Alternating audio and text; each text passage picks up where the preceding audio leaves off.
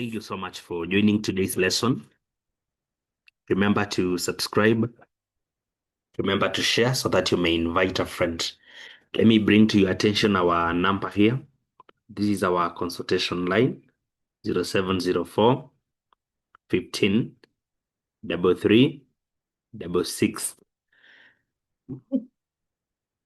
So you can reach out for resources, for more revision materials. Remember our upcoming program for this August holiday.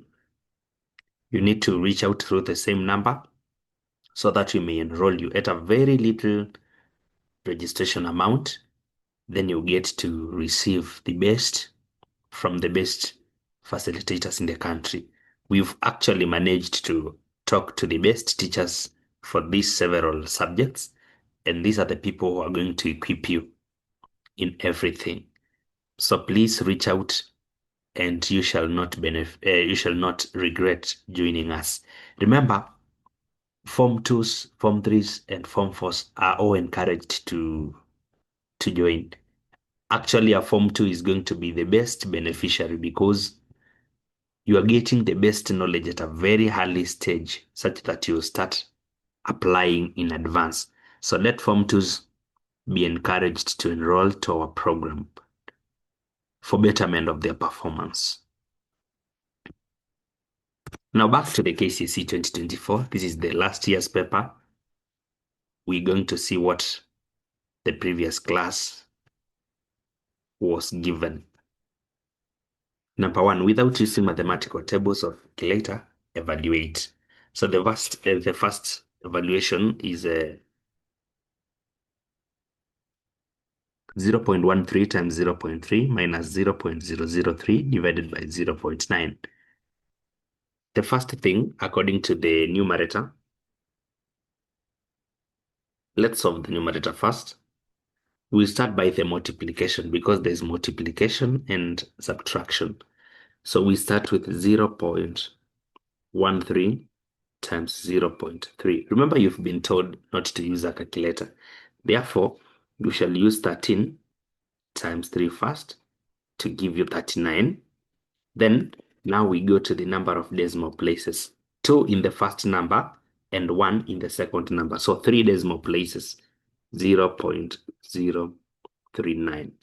Then now after this multiplication now, you're supposed to minus 0.03.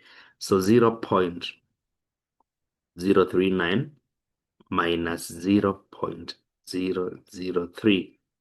So this shall be 630.0. So you have 0.036.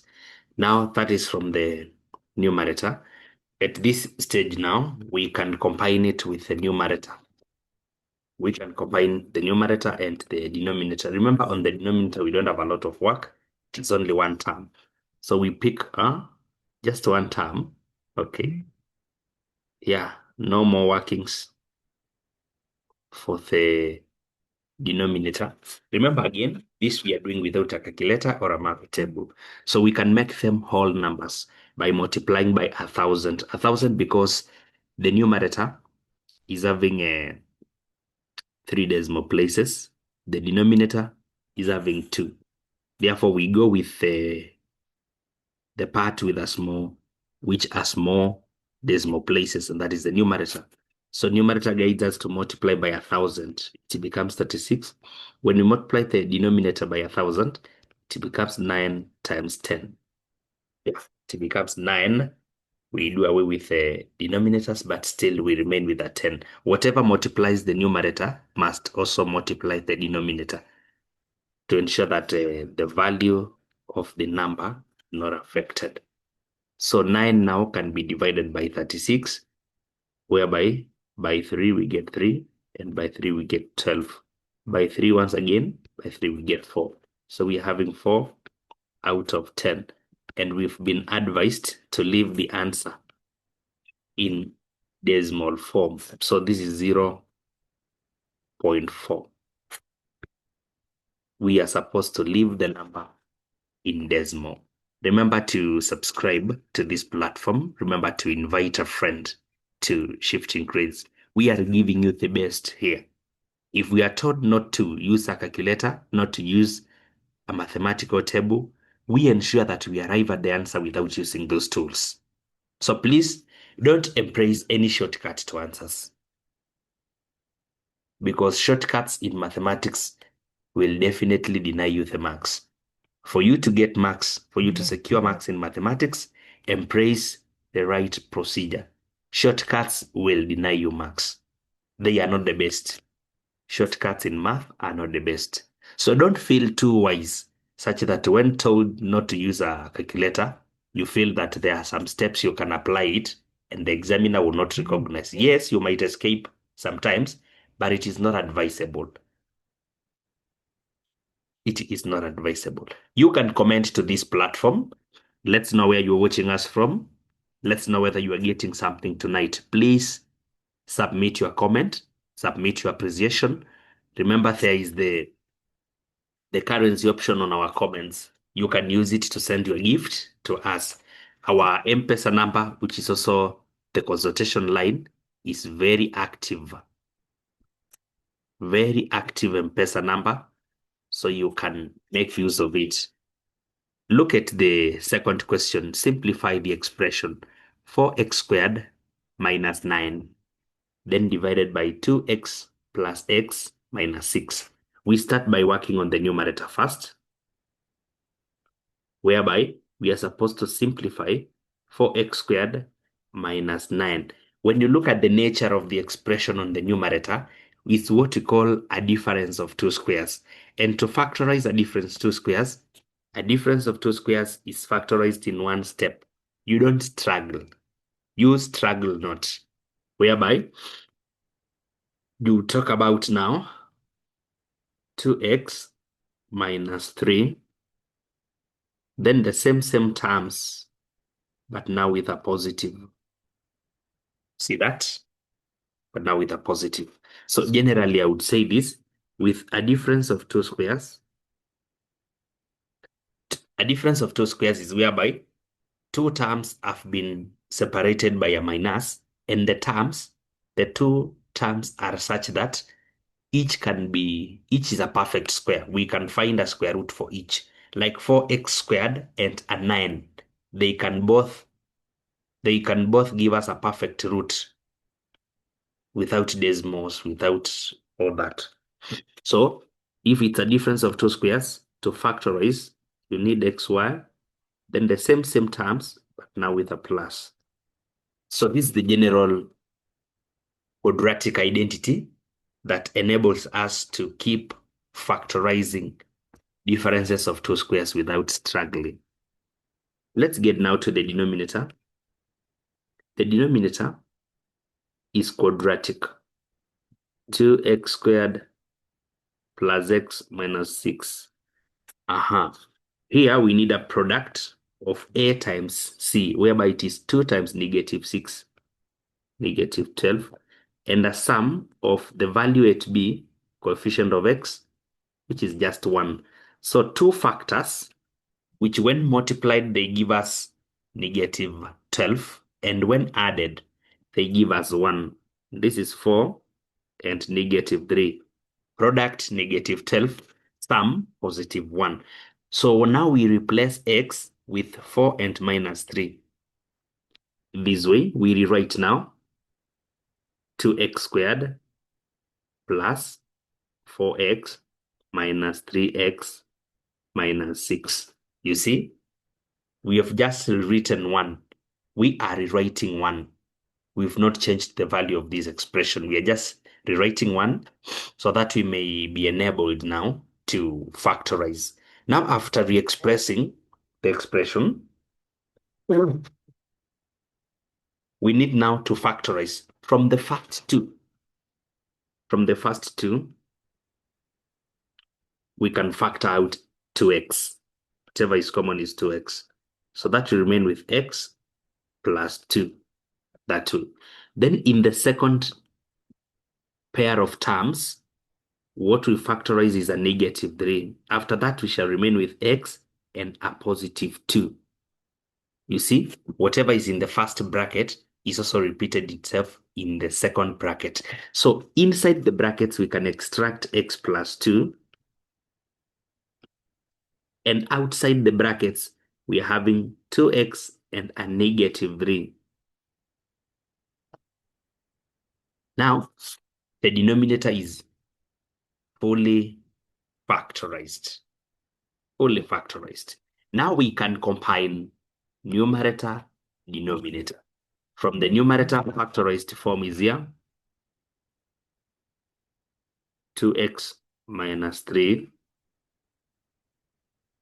2x plus 3, divide by denominator, x plus 2, 2x minus 3. Now, looking at the factors from the numerator, the factors from the denominator, you shall discover that this factor is appearing both in the numerator and in the denominator. And so, the simplified answer is now 2x plus 3 out of x plus 2. Out of x plus 2. So that is how you are supposed to carry out such a question. Again, very simple. Very simple.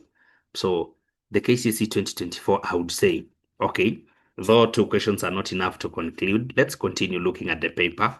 But so far, so good. The paper looks very bearable. And we expect the same for the KCSE 2025. So let nothing scare you. Let nothing, absolutely nothing scare you. Number 3 now. Are you commenting? Let's know your school kindly. Let's know where you're watching us from. Let's know where you come from. Yeah, please comment. Please comment. Let's see you on the comment section. Who are you? You are watching us. Which school do you come from? Are your fellow students subscribed to Shifting Grades? Do your friends know about Shifting Grades? Have you shared this news to them? Do they know that we are having a very serious upcoming program for the August holiday? Have they enrolled? Do they know that there are people who are really experts in the areas where they struggle? Please enroll and get the best from the best. Looking up to see you in our online program. Google Meet, very interactive, whereby you can ask questions, you can respond to questions, you can hear from fellow learners. Very interactive. Actually, just like a normal class. 0704 15 3366. That's our consultation line. It is already appearing on the board. 0704 15 3366. The deadline for you to register or to book a chance is only on, or is up to the 11th of August 2025, Monday, 8 a.m., so that we may begin our classes at 8:30. So please enroll and have an opportunity to learn from the best experts. A straight line, L1, whose equation is y equals to 2 minus a third x, meets the y-axis at Q. Look at that. Very, very good instructions. Another straight line, L2, is perpendicular to L1 at Q. Find the equation of L2 in the form y equals to mx plus c, where m and c are constants. And we know those constants and what they mean. So from the first line, that y equals to 2 minus a third x, we can rearrange this equation to this format so that we may extract some constants there, which are going to help us. So from this, we can say that y equals to, we begin with a negative a third x plus 2. Remember, I'm rearranging so that I may conveniently help some students to extract the constants. On my own, I could have extracted the constants anyway without any rearrangement because I know what it means. But it's good to have that format. There are students who still confuse very simple things, like interchanging the position of 2 and negative a third x. They will start making negative a third positive, yet it has not crossed the equal sign. They are still on the right hand side. So we are not changing the signs simply because we are rearranging them, but they are still on the same side of the side. They are still on the same side of the equal sign. So we are not changing their signs. The signs are not reversing. We are not changing sides. We are not changing sides. We are changing positions. Therefore, the sign doesn't change. Okay, with this now we know the coefficient of x, the value of m, is usually the gradient. So the gradient of equation 1, is negative a third. The coefficient of x is usually the gradient. So equation 1 has a gradient of negative a third.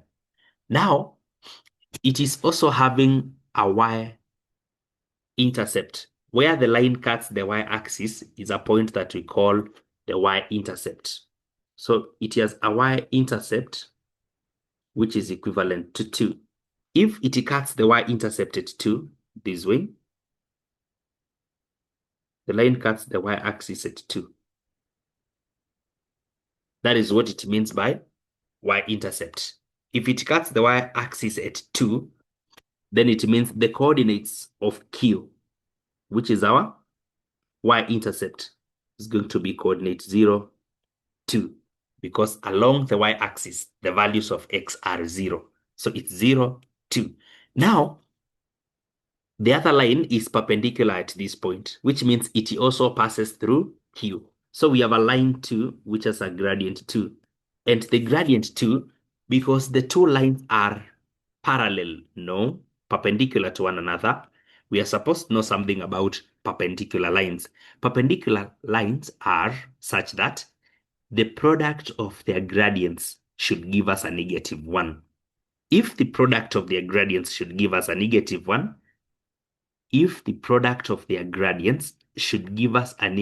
1, then we're supposed to be informed. We're supposed to be informed that the second gradient should be the reciprocal of the first gradient, but with the opposite sign. So the reciprocal of a third is 3. And because the first gradient is having a negative, then the second one now comes with a positive. So that the product of the two gives us a negative 1. I hope that one is clear. Two perpendicular lines have their gradient related in such a way that the product of the two should give us a negative 1. So now that for line 2, we have managed to get the gradient and at least a coordinate where it passes, then we need to use another coordinate xy together with the coordinate q and the provided gradient to ensure that we express the equation for L2. So the gradient of 3 equals to change in y minus 0 out of y minus 2. Change in y is y coordinate y, and the y coordinate, which is at 2, x minus 0. So now at this point, we can do a cross multiplication whereby y minus 2 is multiplied by 1, and 3x is multiplied that way. 3 by x, a cross multiplication. Remember, x minus 0 just remains x. So 3 by x this way. So we've done that cross multiplication. To remain with y, ladies and gentlemen, we're supposed to talk about 3x positive 2. 3x positive 2. So that is the final answer that candidates in 2024 examination were expected to submit. Oh, very interesting about perpendicular lines. Yeah, about perpendicular lines and straight lines generally. Very good. Very good question. We are now at number 4, and we are moving. I want you to realize that there is nothing difficult in these papers. Just recognize that these are exams which a good student or just a prepared student, you don't even to be You don't need to be very wise to pass in these exams. You just need to be prepared. Whether you are too sharp or not, if you prepare adequately in a math exam, you can't lack your good marks. Just good preparation. Leave alone being too sharp. No, just prepare yourself. Equip yourself. Visit shifting grades. Be a frequent visitor of shifting grades. Once in a while, just see what we are updating. You'll find yourself going up. And by the way, please encourage your teachers to also follow up with shifting grades. Most of the materials that we are sharing here, you find yourself as a student, you may not capitalize on them. But when we share them to your teachers, you will discover that Mwalimu has an opportunity to distributing them to a whole class. Yet when you get this paper, you keep it to yourself, or you even lack time to go through. But when the teacher is aware about these programs, the teacher will push you to ensure that you've revised this paper, you've gone to the next, and all that. So please connect your math teacher to shifting grades. And at this opportunity, you can also, as you continue following, let's know where you're coming from. Let's know your math teacher. Some of you, your math teachers are great friends of mine. They are already following our program. So please submit your school. Tell us, I come from this particular school. My math teacher, so and so. Be proud of your teacher tonight. Please be proud of your mathematics teacher. Promise to connect them to shifting grades so that in term 3, when you are already in school, programs are ongoing in shifting grades, the teacher can keep updating you of the latest papers and they will be bringing the papers to you. A circle of radius 3 centimeters passes through all the vertices of a regular hexagon.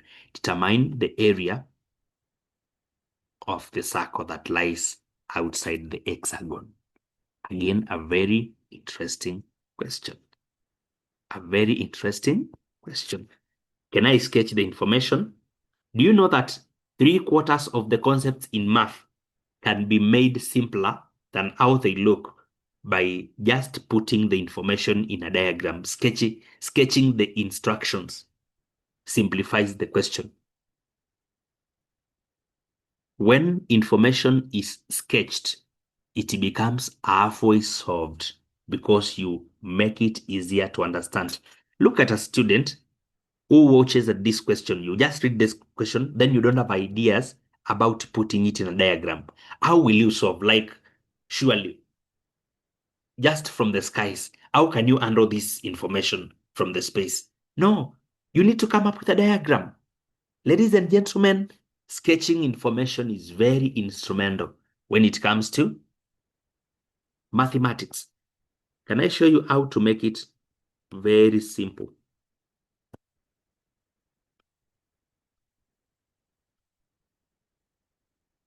Look at the circle first. Then now, the circle is 3 centimeters radius.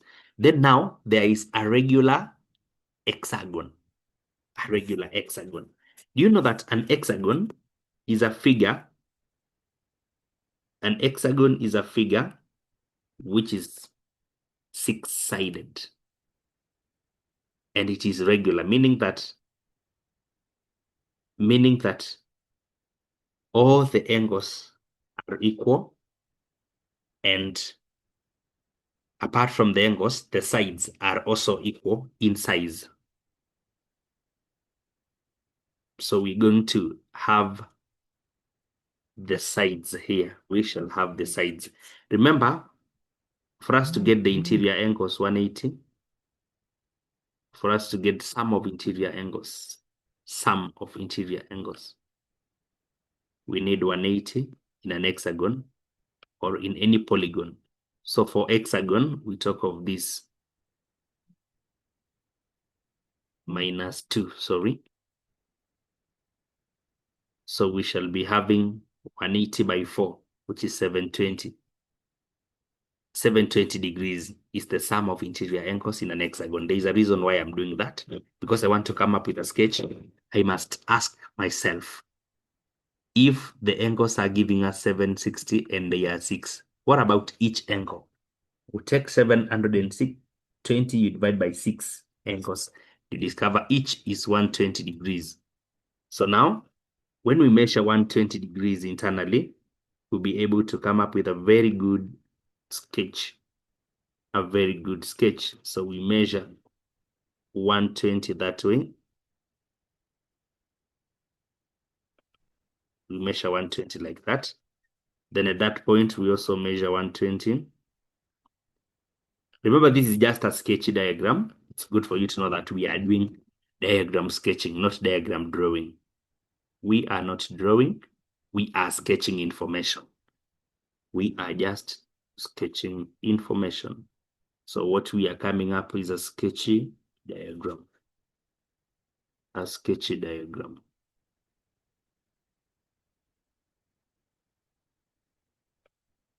A sketchy diagram, yeah. The circle is not even very perfect. We're just trying to come up with information that will guide us. Information that will guide us in solving this question. Oh yeah, so now we are having our hexagon inside the circle. The hexagon has been inscribed that way. After it has been inscribed, what we need is the area of the circle outside the hexagon. So area of circle outside the hexagon is this area. The area outside the hexagon, but inside the circle. Outside the hexagon, but inside.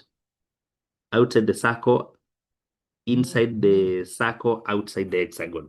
That is the area we want. The area of the circle, which is outside the hexagon. That is what you need. Look at this.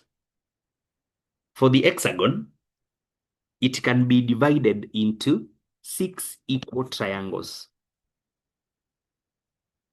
6 equal triangles, that way. We can manage to divide it into 6 equal triangles.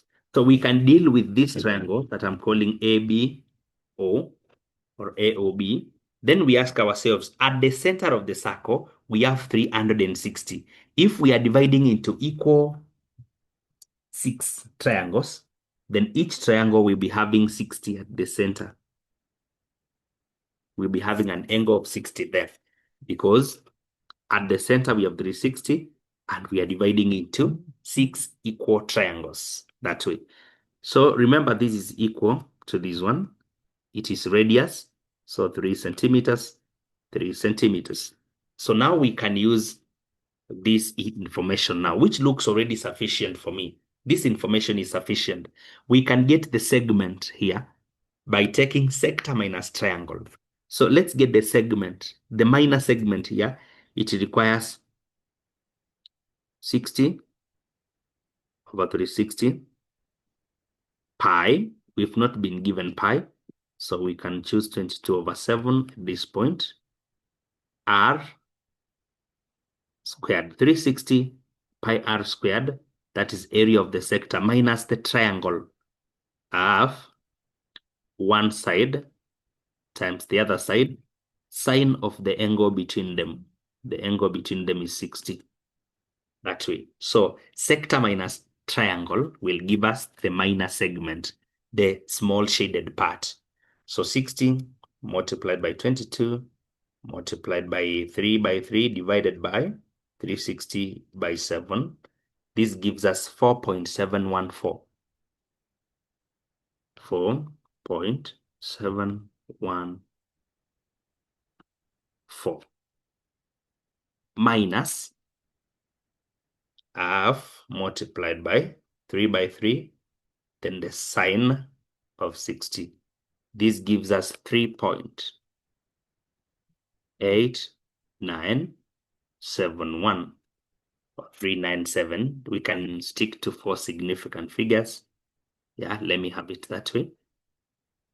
So we can get the segment, the minor segment, 4.714 minus 3.897.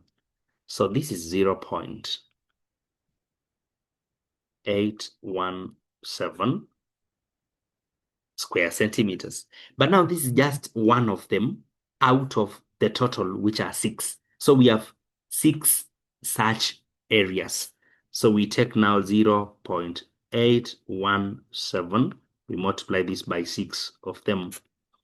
So by 6, so that we may get total, it shall be 4.902 square centimeters. At this point now, we can talk about the final answer now. This is our final answer.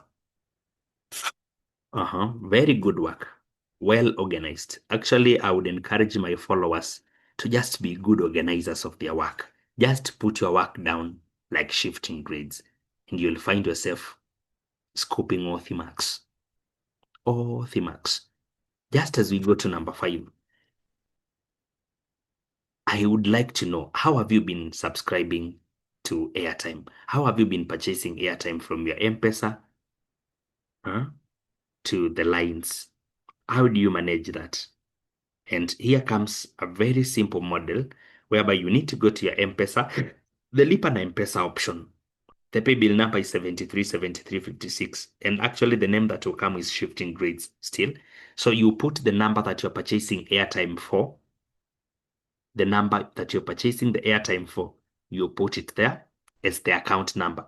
Pay bill 737356, account number, the phone number that you're purchasing Airtime for. Then after that now, you proceed to put the amount, you complete your transaction, and Airtime shall reflect instantly. Airtime shall reflect instantly. So please embrace our model here. You can invite your friends to the same. Back to the paper number 5. Solve for x in the equation 25 power x equals to 125 power 2/3 divided by 5 power -1 divided by 5 power -1. Let's apply a few laws of indices. It's usually encouraged to ensure that the composite numbers are put into the least possible base, like 25 can be expressed as 5 squared. Remember, there is already an x there, so it becomes 2x, because 5 squared, then there is x already, then equals to 125 becomes 5 power 3. 125 is 5 power 3. Then there is already an existing power of 2/3 divided by 5 power -1. So let's know that 5 power 2x is the same as 5 raised to power 2. Look at that. Because when we multiply 3 and 2/3, it will become 6/3, which is just 2. Or rather, 3 cancels, divided by 5 power -1. KCSE 2024 was a very good exam. I'm telling you the truth. I'm telling you for free. Imagine yourself. So far, if we have a Form 2 in this forum, by the way, have we encountered a question just above them? Not really. Everything is within Form 2. Form 2, Form 1 work. Form 2, Form 1 work. This is also a Form 2 question, which seems very easy for me. Very easy for me. According to the laws of indices, ladies and gentlemen, we know that when the base is the same, I'm stating the law first, a power m divided by a power n. This is simply solved by, we take just the base and the powers are subtracted. So this is a law of indices, which can help us to solve our right-hand side. Equals to 5 power 2 minus a -1. Something that students should be very careful with. 2 minus a -1, not minus 1. Remember, we are subtracting the powers, and the power is already a -1. So minus -1. That should be taken very seriously. Equals to 5 power 3. Because minus -1 becomes a plus. At this point now, we can say because the powers are equal, because the bases are equal, then it means we can equate the indices. 2x is equal to 3. the value of x equals to 3 out of 2, and your final answer becomes 1.5, which can also be expressed as 1.5. This is where the final mark will go, either to 1.5 or 1.5, not 3 over 2. 3 over 2 is an improper fraction, and I continue advising you, as a mature mathematics student, you don't have to leave your answers premature. If you're a mature math student, give us mature answers. Kindly give us mature answers. Yeah, give us mature answers. Give us mature answers. Very wonderful. Very wonderful. Very wonderful question. Very interesting work. Are you still there? Are you commenting? Please subscribe. Share to invite a friend. Please share to invite a friend. Okay, we are now at number 6. Guys, we are moving. We are moving. We are moving. We are moving. We are moving to number 6. A carpenter had 2 big pieces of wood of equal length. 2 big pieces of wood of equal length. The carpenter cut the first piece into smaller pieces of length, 15 centimeters, each without a remainder. Without a remainder, the first wood can be divided into 15. The carpenter cut the second piece into smaller pieces of length, 24, each without a remainder. So the second one can also be divided by 24 without a remainder. Determine the minimum length of each of the big pieces of wood.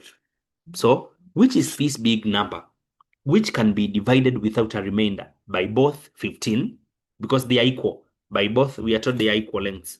So we have a certain number somewhere, certain multiple of both 15 and 24. So that means it's the least multiple, the least common multiple of both 15 and 24, because we need a number that can be divided by both 24 and 15 without a remainder.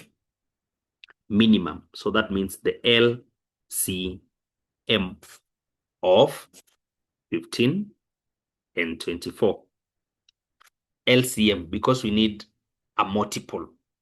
It's a multiple. The word multiple is very key, because something that can be divided, it should be a multiple of whatever is dividing it. Huh? Very wonderful statement. Listen to that.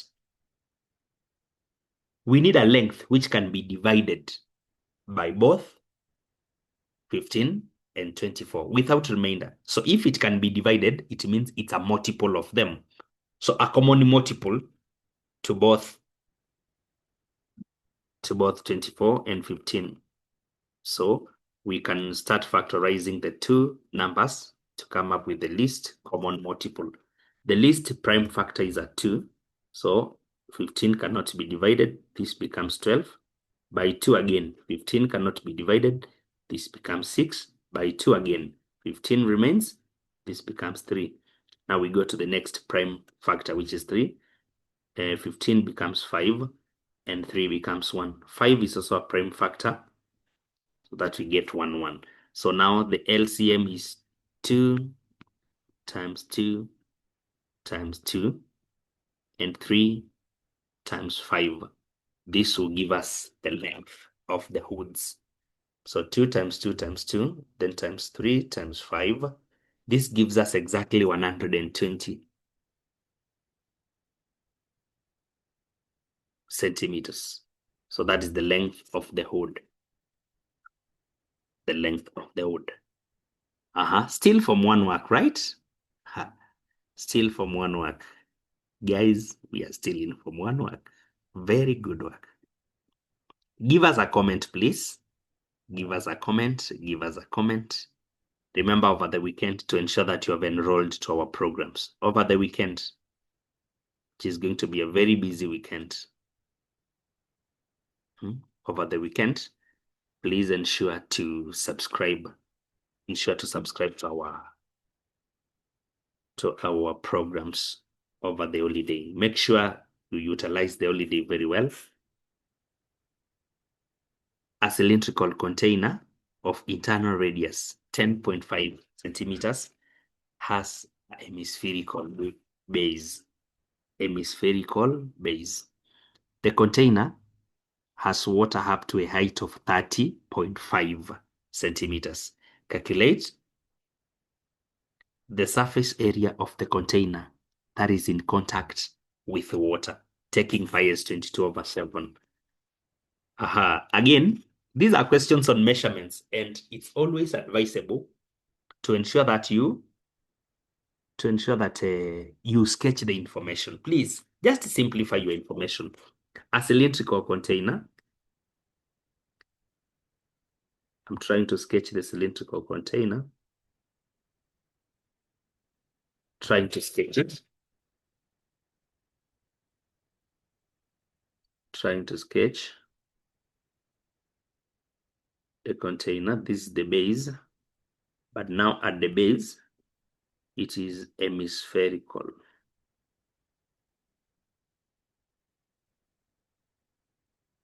We have an hemispherical base like that. So this container is having water up to a height of 30.5. Remember, the base is also going to carry some water. So water is here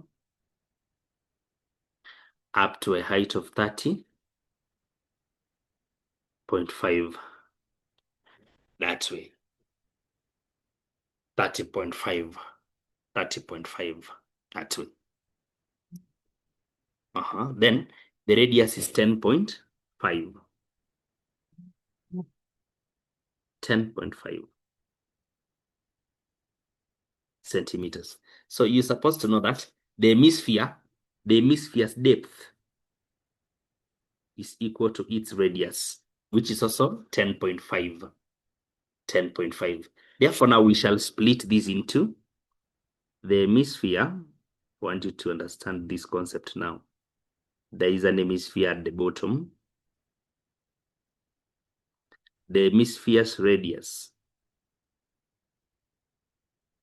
Yeah, so the radius there. So this is 10.5. 10.5. 10.5. So that is the hemisphere. Then now, it means the part of the cylinder, which is also having water now, is when we subtract the 10.5, we shall remain with, we are having 30.5, and we are now subtracting 10.5. We remain with the 20. So the part of the cylindrical part now is 20. That is having water, 20. So now we shall talk about surface area of the hemisphere.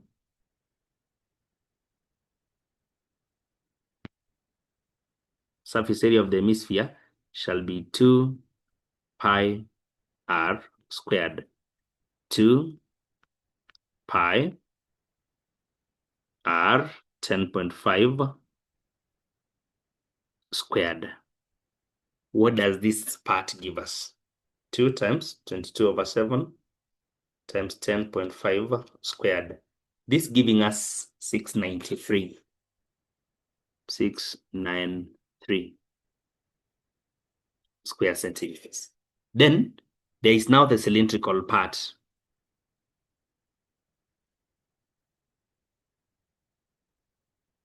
The cylindrical part now, which is having water, a height of 20 and a radius of 10.5. So we need 2 pi r times the height to get surface area of a cylindrical part. 2 pi r. The height in contact with the water is 20 centimeters. And I hope you saw how we analyzed that 20. 2 times 22/7 times 10.5 times 20. This gives us 1320 square centimeters. Then now we can talk about the total surface area. 693 plus 1320.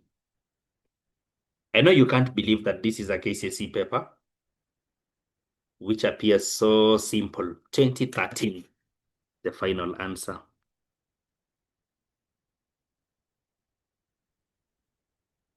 "2013 is now the final answer." So that's how you're supposed to manage. That's how you're supposed to manage such a question. It looks very interesting to me. Very simple. Very simple. Very simple. More so with the diagram sketching. The question should just become interesting.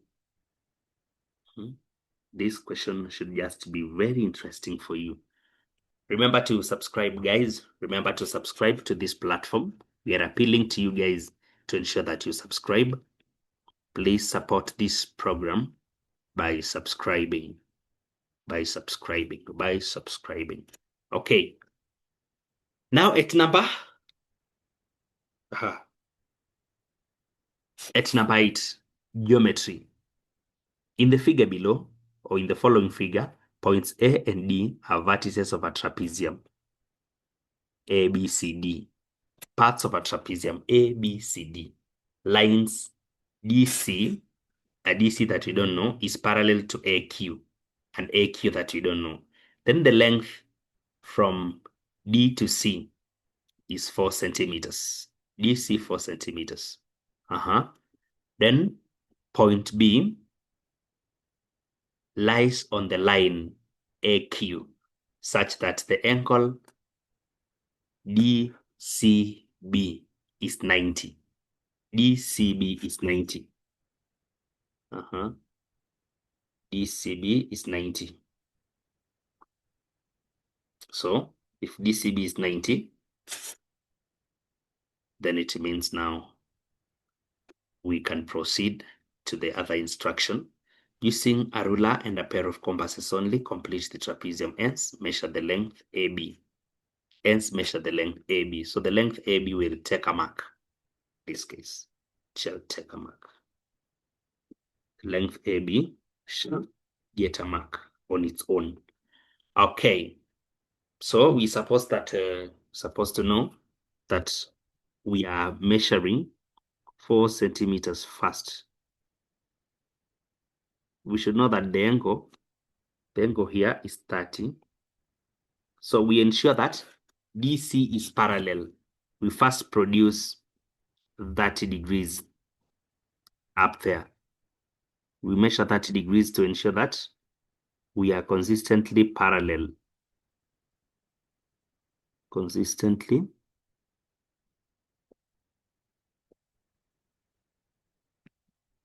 parallel that way. So just draw a parallel line now to the first one that way. Yeah, so this angle should just be transferred here to ensure that the two lines are parallel. Remember, this is a trapezium, so it has some parallel lines. Now, with this, ladies and gentlemen, we are supposed to mark off somewhere here, somewhere along the line that we have just produced. We use a radius of 4 centimeters to just mark off a point. So measuring 4 centimeters, you mark off that way. Then now, standing at that point, ladies and gentlemen, we are supposed to drop a perpendicular, simply because the angle at C is 90 degrees. Look at this. The angle at C is 90 degrees. So standing at that point, which is now our C, we're supposed to make an arc. You make an arc, then you make other arcs there, so that when you drop now, this one, it shall be perpendicular. So where you are coming here is point B. We are now having our, this is right angled. Yeah, let's see. It's right angled. So this is our now trapezium. That's our trapezium. After completing the trapezium, what are we encouraged to do? To measure the length of AB. So you use your compass or your divider to stand at A, you stretch until you lift the distance. Don't place the ruler on the distance, please. Don't place your ruler on the paper to measure distance. You just come with your divider or your compass, stand at A, stretch out up to B. Now transfer that distance. Just stretch out the distance. Then transfer that distance. You lift it from your divider into the ruler, 0 mark, and measure it. You shall discover that the length from A to B is equal to exactly 7.3 centimeters. Here, the examiners will allow an allowance of plus or minus 0.1. So people with 7.4, people with 7.2 will be considered to be within the range. So that is how you are supposed to construct it. Reading number 9 now. The length of a minor arc AB of a circle center O is 10. The length of a minor arc is 10. The arc subtends an angle of 1.25 radians at O, at the center, in other words. Calculate the area of the minor arc. So we're supposed now to use this information first to find the radius. We don't have the radius. We don't have the radius. The angle has been given in radians. Beta equals to 1.25 radians. Then arc length equals to 10. How do we get arc length? How do we get arc length? Arc length is usually given by, look at this formula. Arc length is usually given by beta over 360 2 pi r. This is when beta is in degrees. Beta in degrees over 360, which is the angle at the center. So this time round, I want us now to change the approach. Look at this. We can give arc using beta, which is in radians. And now we divide by the radians, which are equal to 360 degrees. And that is 2 pi radians. So we know that 360 degrees equals to 2 pi radians. 2 pi radians. So we can use the angle when it is still in radians, but now we divide by the equivalence in radians to 360. So instead of converting the angle, we can just proceed with radians. So we will say, in this question now, 1.25 radians out 2 pi radians. That is beta over 360 multiplied by 2 multiplied by pi multiplied by a known radius. Beta, this one, beta over 2 pi times 2 pi r should give us the arc length of 10. So the length of an arc is given by this formula. You will realize that with this, the pi will even cancel. The 2 is also cancelling.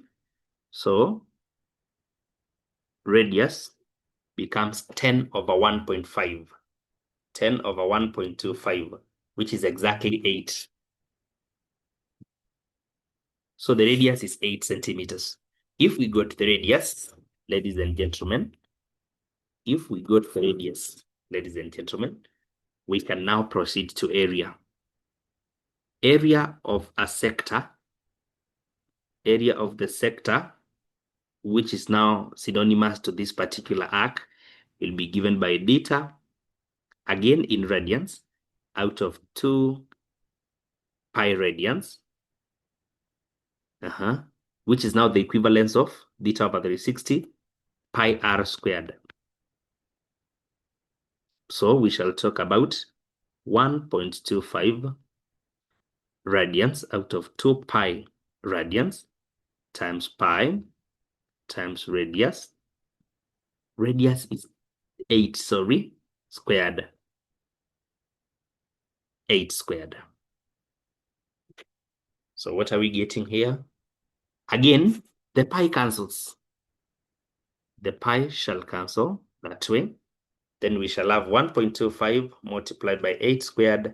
Then we divide all this by 2. We get exactly 40 square centimeters.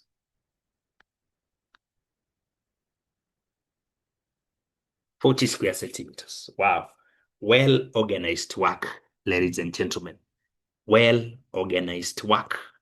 Very well organized work. Yeah, so please. This is also a simple question. There are people, listen to me now, there are people who will go ahead to confirm the value of this angle in degrees. Then they will proceed with theta over 360. Those people are going to get the question very right. Let me show you that option. There are people who will say 2 pi radians equal 360.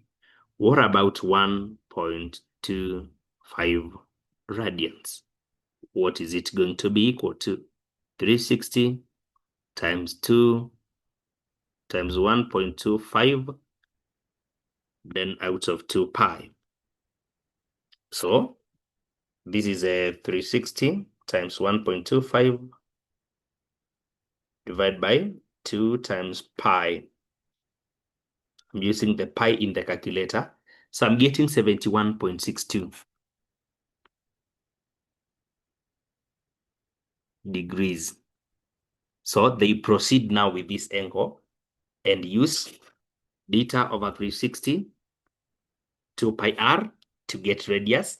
Then they come to theta over 360 pi r squared to get area. They'll get the same answer and they'll be awarded their marks. So you can just convert the radians to degrees and you proceed with your working. At number 10 now. Now at number 10. Okay. We are told that the following figure represents part of a pattern.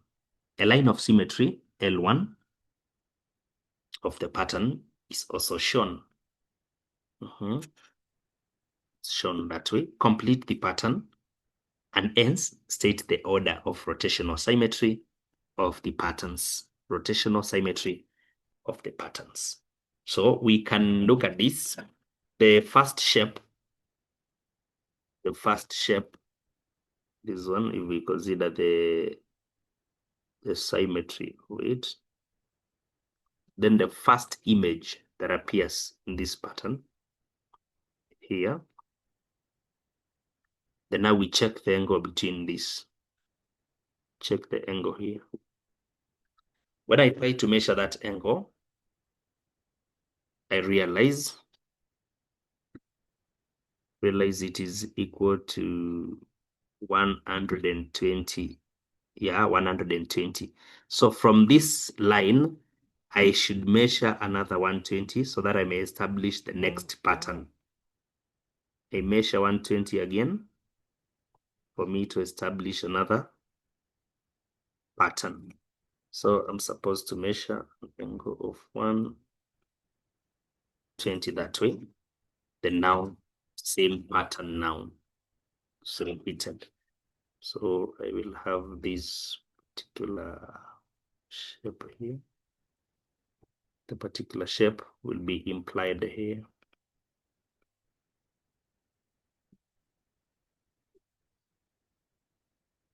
Yeah, that way. So with that, now in case I measure another 120, ladies and gentlemen, I'll go to the first shape. Therefore, this is the maximum I can display on a Cartesian plane. That is the maximum I can display on a Cartesian plane. Therefore, if the angle is 120, then it means the order of the symmetry is 360 out of 120. And this is going to be 3. So the order of symmetry is 3. Otherwise, we could have also said that this pattern is appearing 3 times. Then we consider 3. So the rotational symmetry of the patterns, the order of rotational symmetry is 3 because the shape is appearing 3 times. If it was 90 degrees, it could have featured 4 times. So we would have said the order of symmetry is 4. If it was 60, it could have featured how many times? 6 maybe, and such. So it depends on the number. You can continue rotating until you are back to the first one. So the order of symmetry there is 3. A Kenyan bank bought and sold foreign currencies on 2 different days as shown. One South African rand on 12th, 2021, January.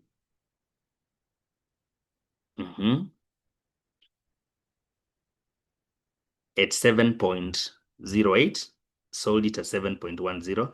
Then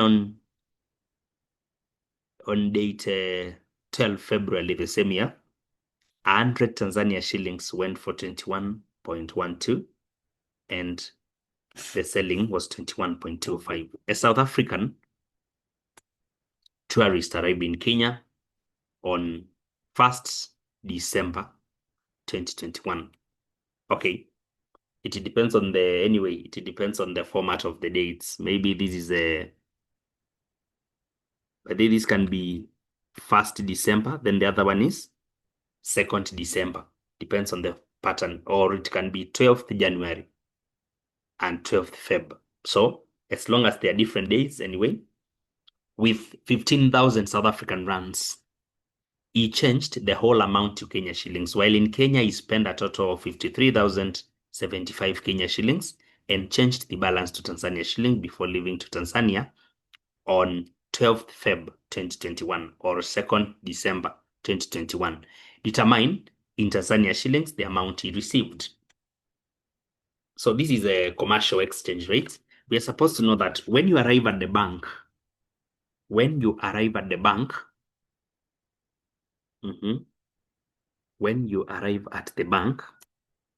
we are now very serious on this.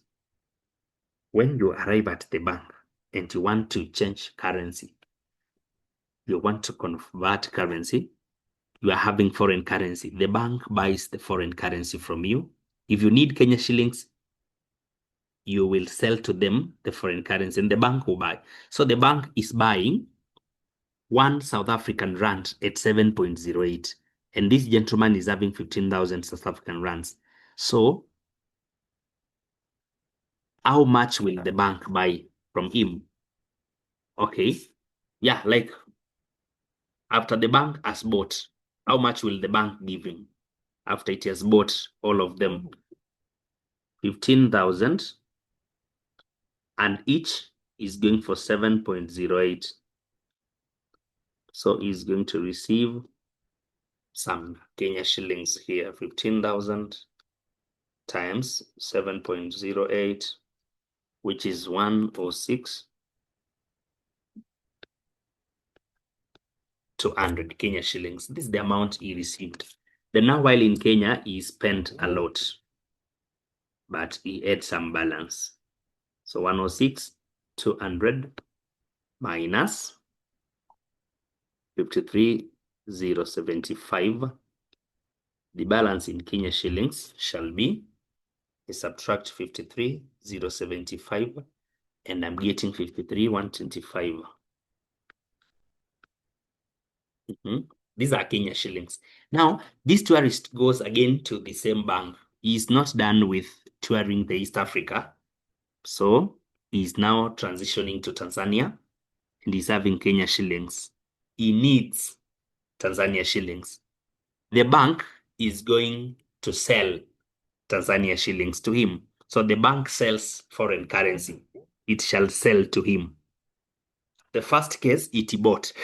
Now it's going to sell. So if the bank sells 100 Tanzania shillings at 21, this is the selling 0.25. And somebody is having 53,125. How much will he be able to buy? How much will he be able to buy? So we say that 100 Tanzania shillings is being sold at this amount. It's being sold at that amount. Now, you want to buy.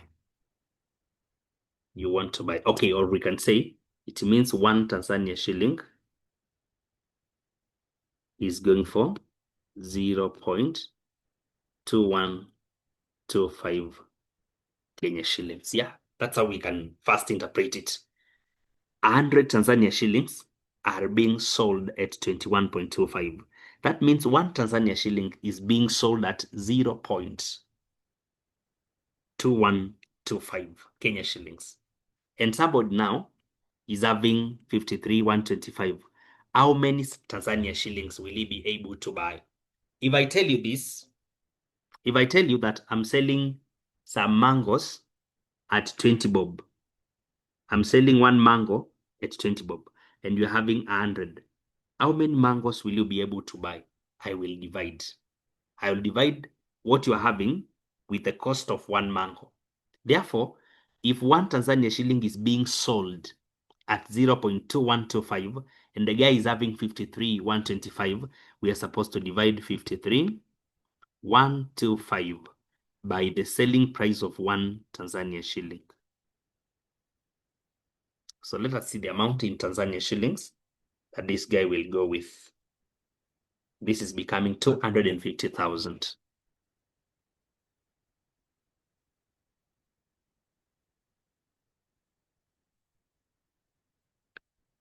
250,000. Remember to subscribe to our platform. Remember to share. Remember to invite a friend to our broadcast. Remember to join our programs for the holiday. Remember to join our programs for the holiday. A rich program, a rich platform for all students in secondary school. Please don't be left out. Kindly enroll and get the best from the best. Number 12, a very good question once again. Number 12 is a very interesting question. The coordinates of points O, A, B, and C are 0, 0 to 1, 4, 4, negative 1, 7, respectively. The coordinates of a point D is XY.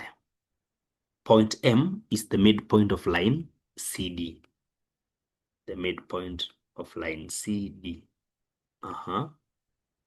And it satisfies the vector equation OM equals to OA plus 5 over 2 AB. Determine the coordinates of D. A very interesting question from vectors and coordinates. Let's work it out. Vector OM is not known, but what we know is that it is the midpoint of CD. It is the midpoint of CD. And we don't know the coordinates of D. So let's begin by finding OM. But we can't find OM without vector OA first. Vector OA, according to the position of A, because O is the origin, then OA shall be 2, 1. Then there's another vector AB. Vector AB equals to B minus A. OA is becoming 2, 1 because when we take A minus the origin, it shall just remain the way it is. So this is going to be B. Coordinates of B are 4, 4. Minus A, 2, 1. So this is 2, 3. 2, 3. So that is the vector AB. Now, OM can be found according to the equation 2, 1 plus 5 over 2 vector 2, 3. So OM equals to 2, 1 plus 5. That is 5 over 2 by 2. Then, when we talk about 5 over 2 by 3, it becomes 15 over 2, which is 7.5 that way. So vector OM now becomes 7, 8.5. 7, 8.5 that way. is vector OM. In other words, if vector OM is found, then we can find the coordinates of M as 7, 8.5. So the coordinates of M is known.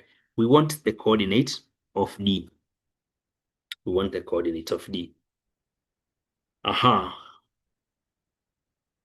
The point M is the midpoint of vector CD. The midpoint of vector CD. So we know that midpoint is usually given by half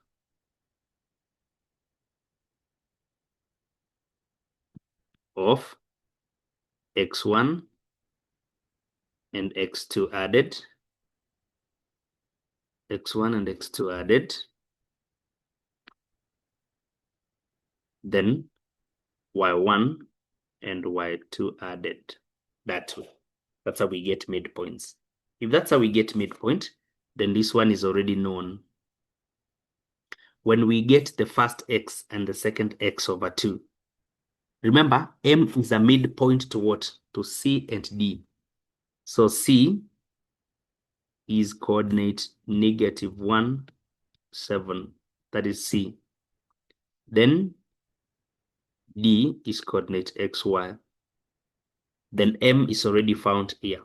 So we are saying this, when we take -1 and the unknown x and we add them, then we divide by 2. We should get the x at the midpoint, which is a 7. When we take the first x plus the second one and we divide by 2, we get the value of x at the midpoint. Therefore, this is now x, okay, -1 plus x equals to 14. So to remain with x, we make this one a 15. We add the 1. Then for the y, we say the first y plus the unknown y over 2. We should get the y at the midpoint, which is a 8.5. So 7 plus y equals to, is it 17? 8.5 by 2. Yeah, 17. So we have to remain with y by making this one a 10. And this means the coordinates of D are 15, 10. This is a Form 2 question, but high order. High order. It requires a student to really think, to really reason. And thinking is free. Thinking is free. So number 12 is a very interesting part of this paper. Very interesting part of the paper. Thank you, thank you, thank you for being around. Thank you for remaining around all through. Thank you, thank you, thank you. Remember to subscribe, ladies and gentlemen. Remember to subscribe. Remember to share so that you may invite a friend to this particular platform. Just invite people to this. Please invite your friends to this broadcast. Make sure that we are learning together. Don't get the best alone. There's no need. Okay, it's good, but it's better when we grow together. It's better together. Good alone, better together. The following figure, which is not drawn to scale, represents a communication mast. The mast has been divided into 4 equal parts. First, second, third, and fourth mark. You can see the diagram.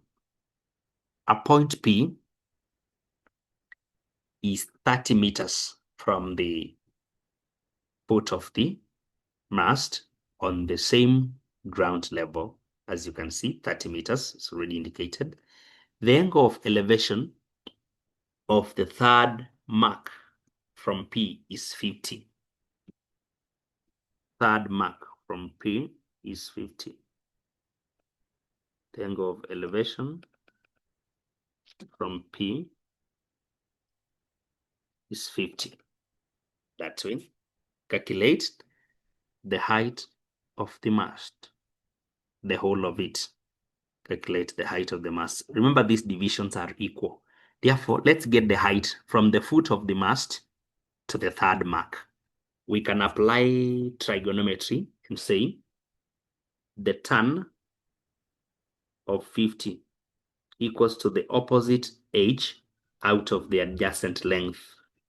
So to remain with h, ladies and gentlemen, we need 30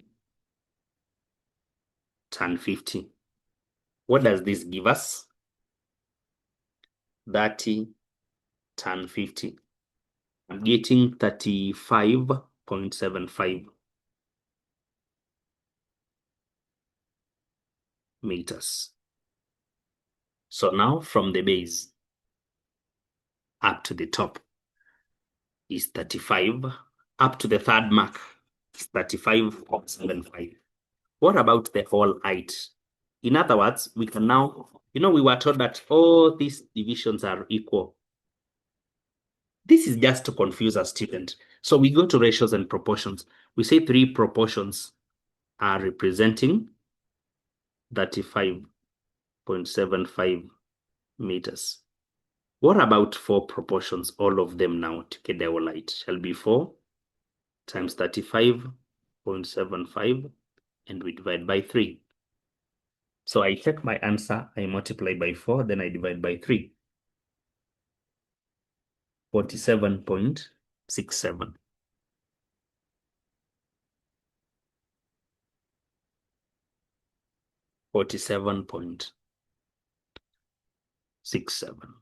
Yeah. 47.67 meters. 47.67 meters. So that's how you were supposed to get the height. A very simple question. Very simple. A very simple question. Very simple question. Yeah, that's application of trigonometric ratios in angles of elevations and angles of depression. We are proceeding to number 14, ladies and gentlemen. At number 14 already, I can see a very good question. Wow, very interesting question. The following frequency distribution table shows the mass in kilograms of maize flour used by 30 traders. 30 traders. So we have the masses in classes and the number of traders there. Calculate the median mass of the maize flour sold. Median. So we have to come up with cumulative frequencies. We can't get median without cumulative frequencies. So the first frequency is a 3. We add to the next to give us 11. We add to the next to give us 21. We add to the next to give us 28, and to the next to give us 30. So those are the respective cumulative frequencies according to the classes displayed. According to the classes displayed, that is what we have. Yeah. Now what we need is median.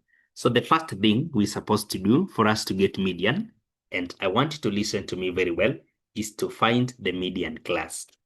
So we find median class. Median class is the class containing 30/2, which is equal to 15. So the class containing a cumulative frequency of 15 is the class which is called the median class. So we identify median class first. So median class, identify it. If possible, state it. We go to the cumulative frequencies that you've just stated. The first one is a 3. So 15 yet. The next one is 11, not yet at 15. But the second one is 21, which means now the 15th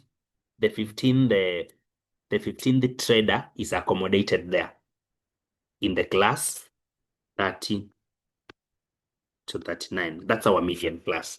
Then now we go to the formula for median when data is grouped. Lower class boundary of the median class plus total frequency over 2 minus small letter c out of capital F, or small letter f, sorry, then W. In this case, we are supposed to know that cumulative frequency before the median class is called small letter c. So c is cumulative frequency before or in the previous class. Cumulative frequency of previous class. W is the class width. Class width is also called class interval or class size. Then F is frequency of the median class. Frequency of the median class. N over 2 is total frequency over 2. L is the lower class boundary of median class. Of the median class. So with all this description now, you can say that median equals to lower class boundary of the median class. Median class is 30 to 39. So the lower boundary is 29.5 plus n out of 2. N out of 2 means 30 over 2 minus cumulative frequency in the previous class. So before the median class, the previous class is having a frequency, a cumulative frequency of 11. That way, then out of this part, out of frequency of the median class, F, frequency of the median class is 10. Then everything multiplied by the class width. How do we get class width? Upper boundary minus lower boundary. The upper boundary is 39.5. Lower boundary, 29.5. Class interval, 10. So the class width is 10 in this case. So now we're going to have 29.5 plus. We take 15, we subtract 11, we get 4. Times 10 over 10, you know, it will just become 4. Because there is a 10 and a 10 here. So it just becomes 4. So now we take 4 plus 29.5, giving us 33.5. This is now the median mass. That is the median mass of the flowers sold by the traders, the median mass. That is how we get it. Very interesting question. Very interesting. Very interesting. Number 15, area approximation. The table below shows values of x and some values of y for the curve y equals to x squared between 0 and 3. The values of x. So at 0, y is 0. At 0.5, y is 0.25 because we are just squaring the x to get y. At 1, we need to square 1 to get just 1. So at 1.5, y is going to be 1.5 squared. So I'm getting 2.25. At 2, it becomes 4. 2.5, we square it, we get 6.25. Oh, then you are given a mark just for filling those few spaces there. Complete the table. Just that. At number 15, this one we need to go slow. Use the mid-ordinate rule with 3 strips to estimate the area bounded by the curve, the x-axis and the line, x equals to 3. So I want you to know this. Just know this. We are talking about the mid-ordinate rule. So when we are having three ordinates or 3 strips, let's say from 0 to 1, then from 1 to 2, then from 2 to 3. Now, when we talk about mid-ordinate rule, we need the heights at the middle. So this is one strip. So the height of the middle is here. The second strip, height at the middle is here. The third strip, height at the middle is here. So we need the heights at the middle of the 3 strips. Area is usually given by h into all the values of y at the mid positions. All the values of y. Therefore, we need the h, height between the ordinates now, the strips from 0 to 1, 1 to 2, 2 to 3. So we are using heights of 1, intervals of 1 unit. Then the mid ordinates now, the mid heights now. In the first ordinate, the middle height is 0.25. The next one is 2.25. The last one is 6.25. The first mark, method mark, the now and answer mark when you do it right. 0.25, 2.25, 6.25. Ladies and gentlemen, I'm getting 8.75. Because times 1 shall just be square units. I hope I have multiplied in the right way for me to deserve the answer mark. Yeah, it's well multiplied. It's well added, sorry, just an addition, because the multiplication is by 1. Then you get the answer mark. That is it.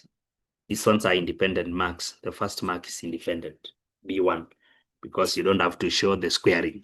You are squaring in your mind or in the calculator, you get the marks. Finally, we get to graphical work in number 16. Use the Cartesian plane provided to solve graphically the simultaneous equations. We have pairs of simultaneous equations here. Pairs of simultaneous equations, 2x plus 3y equals to 1.2 and 5x plus 4y equals to 1. And we are going to solve them graphically. To solve graphically, we have to plot the two lines. We identify the point of their intersection. Then after identifying the point of the intersection now, that becomes the simultaneous solution. Yeah, that becomes the simultaneous solution to the two equations. So now we are supposed to come up with the coordinates to be plotted. So we need to come up with a table of values for line 1, x and y. For you to draw very quickly, you can identify what you call the intercepts. The intercepts is when the value of x is 0, what shall be y according to the equation? When x is 0, what shall be the value of y? So 2 times 0 plus 3y equals to 1.2. So to remain with y, we need to take 1.2 over 3. This will give us 0.4. So we have 0.4. Then we talk about the x-intercept. When y is 0, what shall be x? So in the same equation, we apply 2x plus, when y is 0, we get 1.2. So now we are having 2x equal to 1.2. So the value of x becomes 1.2 over 2, giving us 0.6. So 0.6. We have the intercepts. So now we can plot.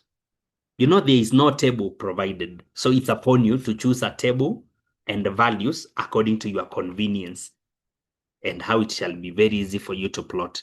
So it's advisable to come up with, it's very convenient to come up with the intercepts. Okay, so we are plotting 0, 0.4, which is here. Then 0.60, which is here. So that's the first line. We can come up with it. The first line, let me plot it.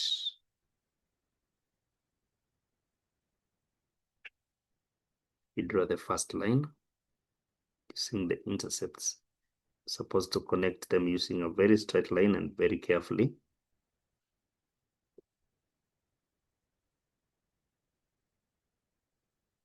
That is the path line, which is line 2x plus 3y equals to 1.2. Yeah. Then we go to the second line. We go to the second line. The second line is a 5x plus 4y equals to 1. 5x plus 4y equals to 1. A table of values for x and y. I also prefer the intercepts. When x is 0, what shall be y?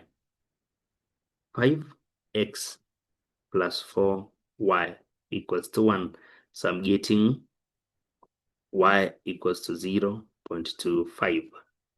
0.25. Then, when y is 0, what shall be x? 5x plus 4, y is 0 equals to 1. So the value of x shall be, to divide through by 5, 1 over 5 is 0.2. 0.2, yeah? So I'm working with, this is 0.2. So I'm working with 0.20, 0.20, that is the coordinate, then 0, 0.25, 0.2, 0.22, 0.24, 0.26. So 0.25 is here at the mid there. That way. So we have, remember, according to this, we can read 2 decimal places.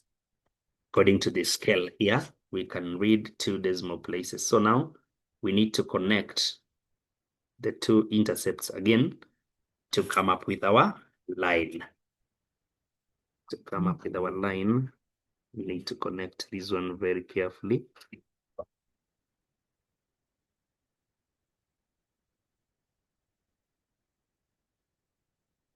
Yes.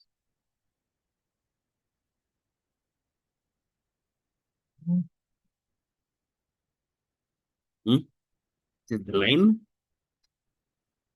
5x plus 4y equals to 1. 5x plus 4y equals to 1. That is it. So now we have to check, where are they intersecting? Where are they intersecting? Their point of intersection, which is here, should be read carefully. I'm seeing it as it is in between some small squares. Therefore, according to the x-axis, let me check. According to the x-axis, this is where we are, that point. So this is -2, -0.2, so 22, 24. And this is 26, so 25, 0.25 for the x. Negative 0.25. Then for the y, it shall be equal to, for the y, we need the value there at the intersection point. We need the value on the y that way. So this is going to be, we have 0.5, so 5, 2, 5, 4, 5, 6, 0.56. 0.56 and -0.25. So that is now the simultaneous solution for the 2 equations. So you can attempt them later. You try to plot, try to read the points of intersection. And because we are reading from a graph, definitely there is the error of 0.1. There is the error of, actually, because we have an accuracy of 2 decimal places, sorry. The accuracy here is 2 decimal places, so 0.01. plus or minus 0.01 because of the 2 decimal places factor. So people with 0.26, negative 0.26 and negative 0.24 are correct, and 0.57 and 0.55 are also correct. So we consider the second decimal place, not 1 decimal place now like the other graphs. So that is how you are supposed to do the section 1. We shall find time for the section 2. Be reminded of our holiday program. Kindly enroll. See you online. Consult through our number, which is already attached, 0704 15 3366. It is also our M-Pesa line. Looking forward to meet you online. Thank you and all the best.